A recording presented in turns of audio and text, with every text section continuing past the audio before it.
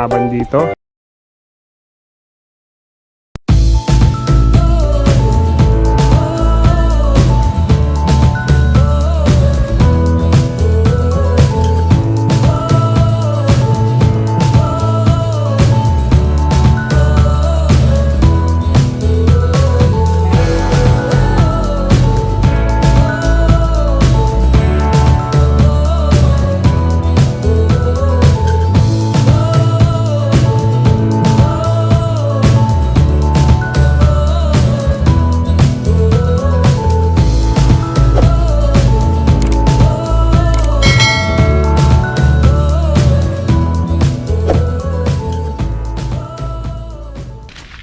Good morning po mga kasama.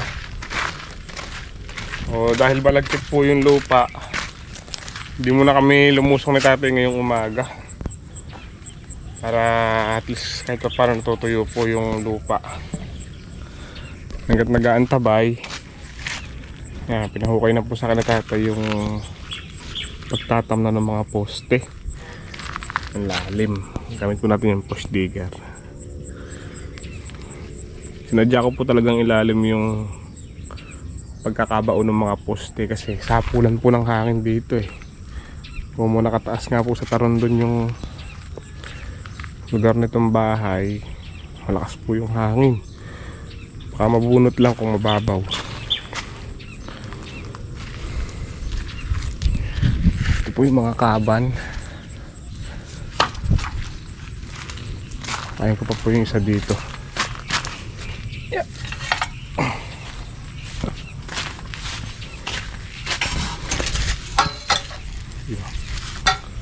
May tanda na.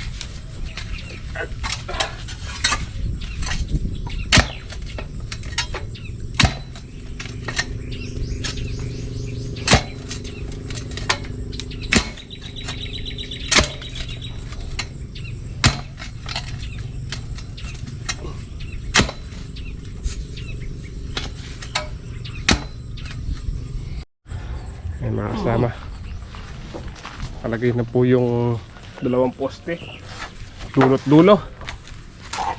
Tingnan natin yung kaban.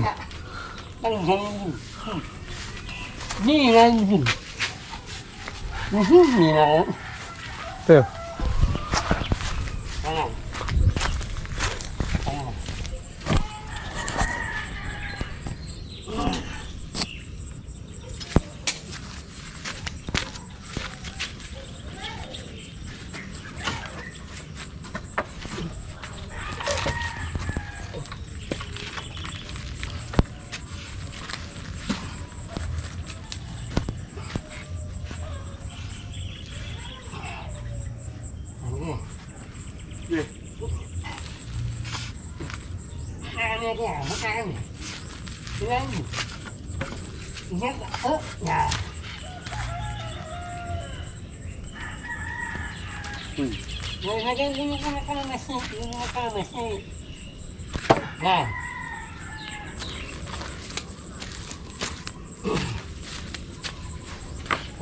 Huli-huli lang dito.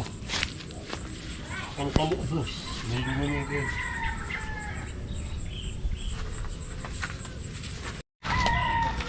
mga kasama. Huhulugan po natin yung ano, yung sa sentro. Hulog natin ito lang. Pato. Pagka sa nahulog to, doon tayo bubutas.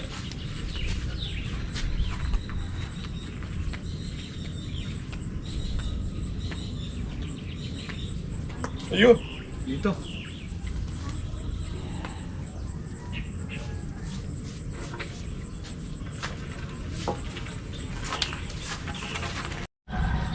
Isang poste pa po tayo dito sa sentro, pinakatukod ng kaban. Yun. Ang haba po ng kaban natin 24 feet.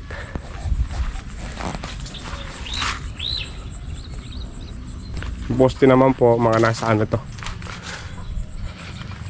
7.5 o 7 feet, mga ganyan. Yung taas ng poste natin dito sa harapan.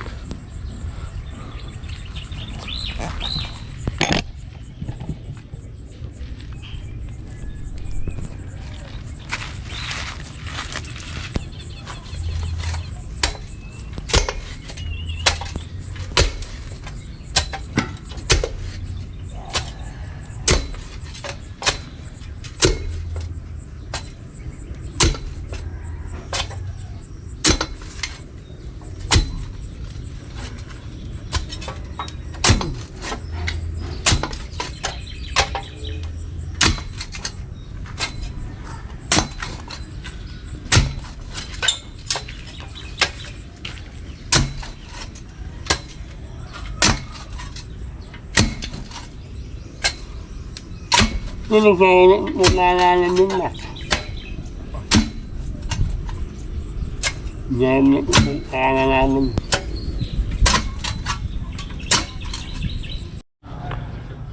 So yun, okay na po itong dito sa may tabi ng daan. 3 poste, kawayan. Dito naman po tayo sa ano, sa pader. Kaklam po natin yung isang ano, gumawa tayo ng DIY clam. Ayan, 3. Kabisa ito. Kung napapansin nyo, yung pong clam natin hindi pantay-pantay yung laki. Kasi hindi rin po pantay-pantay yung kawayan. Malaki, paliit ng paliit. Yun o. Dun yung pinakamalaki. Pangalawang malaki. Pinakamaliit. Tutornilyo po natin dun sa ano, sa poste. Gagamit tayo ng Dynabolt.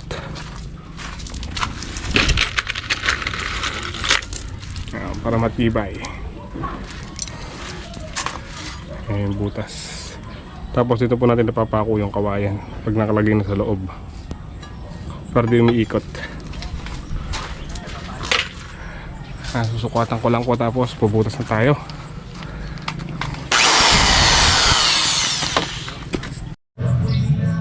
Kasama sa tatay po gumagawa ng pakong kawayan. Papako po namin ng kawayan yung kilo na rin sa kilo, para mas malakas po ano yan, mas malakas dito, humigil kumpara sa pakong kawayan. Parang tornilyo rin po yan kasi meron siyang lock. Gray, sarap ng tulog ni Gray ah. Yun naman po dito, okay na, nabarenahan ko na lahat yung 3 poste. Hinintay ko na lang po yung ano, yung tornilyo.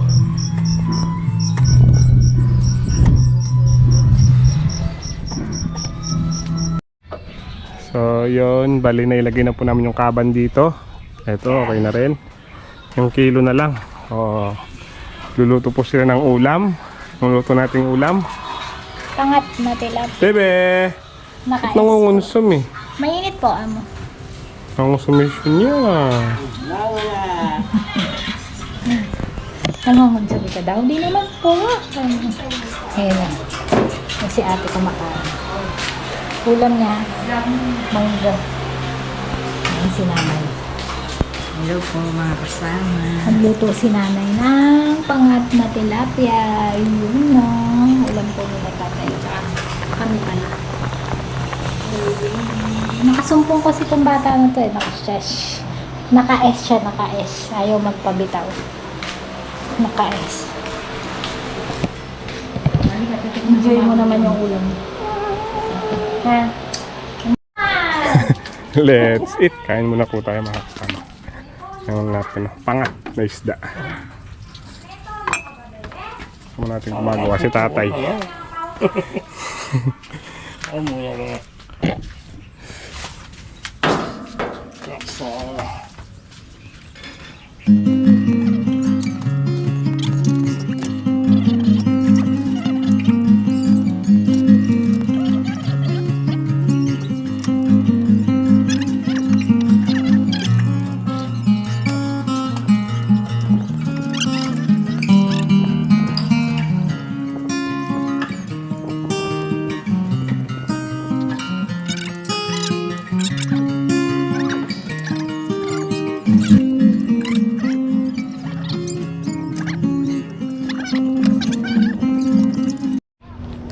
Yun o. Kalagay na po yung 3 kilo. Yung po sa sentro, tinanggal muna namin ni tatay. Mamaya na po namin ibabalik. Bali, ang nalagay pa po namin 4 na kilo pa dito. Yung kilo po niya, 7 rin kagaya nitong bahay. Mainit lang, pahinga muna. Ayan pa akong kawaya po yung ginamit namin. Yun. Pare na. Ito.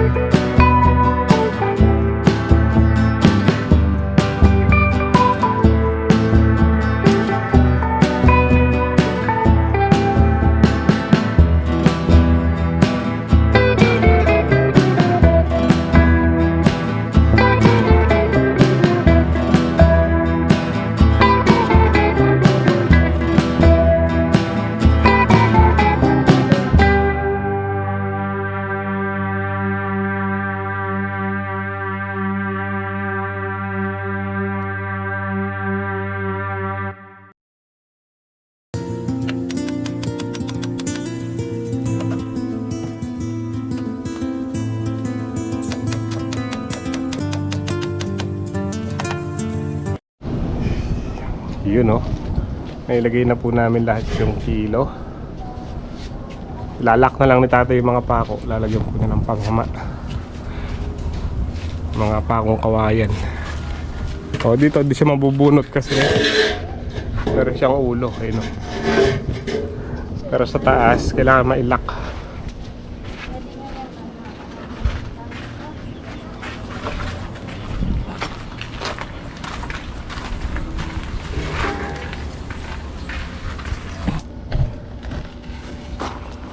Ako po yung taga-tukod dito sa ilalim.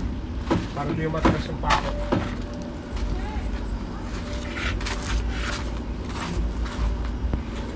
Talaga rin yung warigan nila.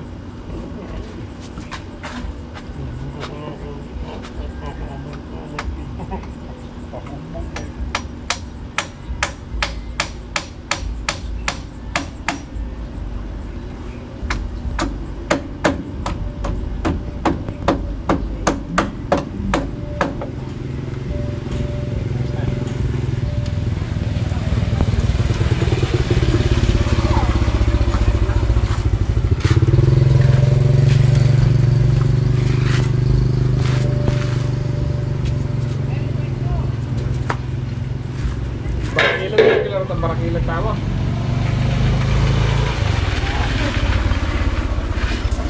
Regular ang barakilan tama.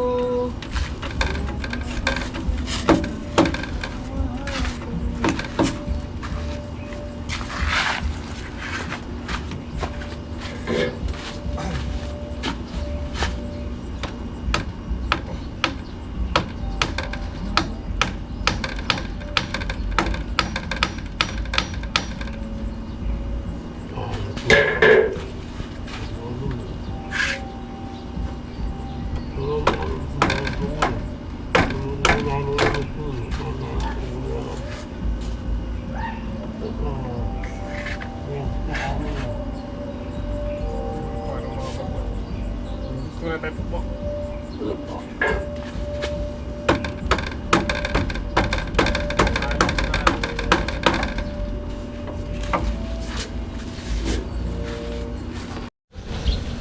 Ganda muna po tayo. Tatay gusto nyo black coffee.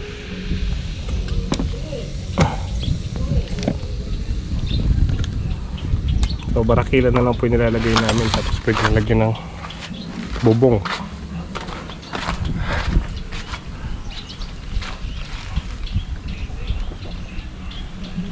Hindi man po namin matapos ngayon.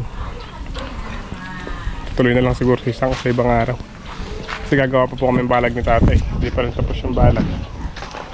Isang tudling pa yung nilalagyan namin ng bukawi. Pinagda po tayo.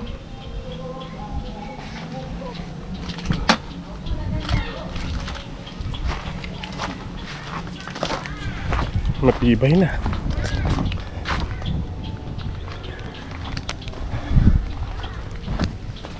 Ito po itatali yung kaban para hindi mabunot. Halagyan po ng alambre tapos iikutin yung alambre, aanilyohin. Ito yung magbibitbit sa buong bubong. Itong parang kutsilyo na to.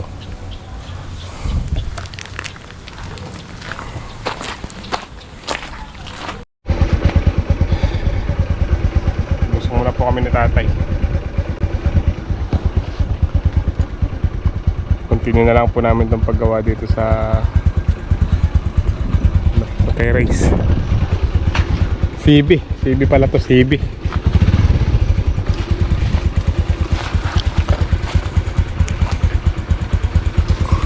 Gawin muna po namin yung yung balag. Init. Siguro may mga nasa alas 3 ng hapon.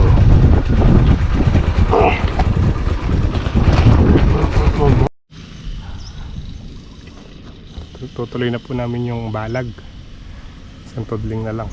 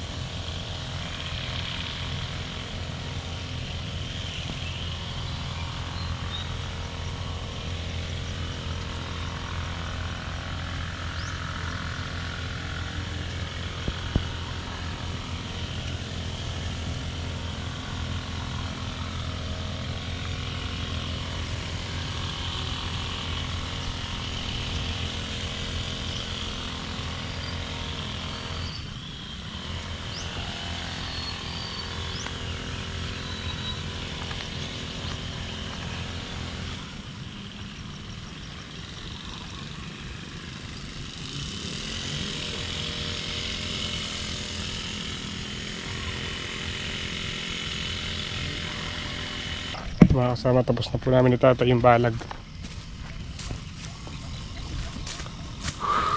Init.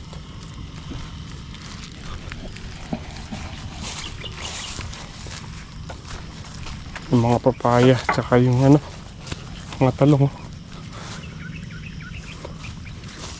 Papag-grass cutter na naman.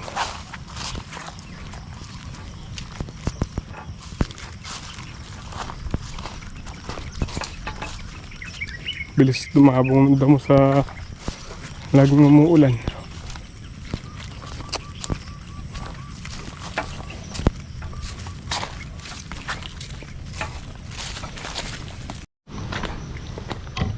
Yung tinatayo po namin balag ni tatay. Mababa lang. Halos taas lang po sa akin ng kaganon. Inaano po natin dyan yung bagyo para hindi masyadong matayog yung ating balag.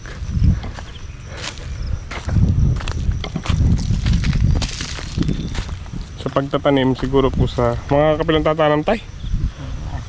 Mga bandang 5 daw ng ano, ng June na tay. 5 ng June. Mga ganun bago tayo magtanim ng ampalaya.